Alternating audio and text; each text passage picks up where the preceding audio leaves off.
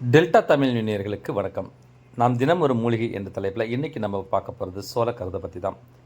சோளக்கருதை நம்ம எப்பொழுதுமே நம்ம கடையில் வாங்கினோம்னா நம்ம என்ன பண்ணுவோம், குழந்தைங்களுக்கு அதை அவிச்சு கொடுத்துட்டு அது ரொம்ப நல்லது தான். ரொம்ப அதிகமான புரோட்டீன் இருக்கிறது சோளக்கருது. இதில் நம்ம மெடிக்கல் உலகத்தில் இப்போ நம்ம மருத்துவ உலகத்தில் பார்த்திங்கன்னா அதிகமாக இப்போ ரீசெண்டாக கண்டுபிடிச்சிருக்காங்க. இந்த சோளத்தை உரிச்சிட்டு சோளத்தை நல்லா உரிச்சிடுங்க. இப்போ பார்த்திங்கன்னா இந்த சோளத்தை உரித்து காட்டுறேன்.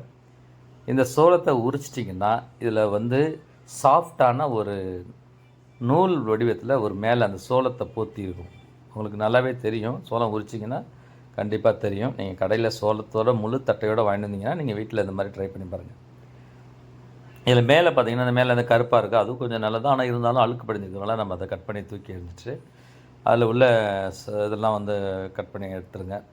எடுத்துகிட்டு என்ன பண்ணுங்கன்னா அதில் உள்ள சாஃப்டான கீழே இருக்கிற அந்த நரம்புகளை எடுத்து அப்படியே ஒரு சுடு தண்ணி 1 லிட்டர் தண்ணி எடுத்துக்கங்க.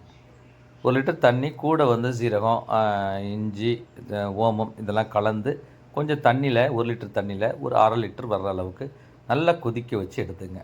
1/2 லிட்டர் நல்லா வற்றி வந்தோடனே அதை நீங்கள் எடுத்து அதிகாலையில் எடுத்து குடிச்சு வந்தீங்கன்னா உங்கள் கிட்னி ப்ராப்ளம், யூரினில் சில பேருக்கு பார்த்திங்கன்னா சில பேருக்கு வராமலும் இருக்கும், ரொம்ப அடைப்பு அடித்த மாதிரி இருக்கும்.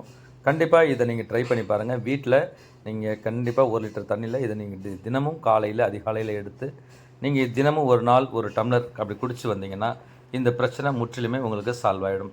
கிட்னிக்கு முழுமையான பாதுகாப்பு. நேயர்களே, இந்த சேனல் உங்களுக்கு பிடிச்சிருந்தா மறக்காமல் எங்கள் சேனலை சப்ஸ்கிரைப் செய்து கொள்ளுங்கள். நன்றி நேயர்களே.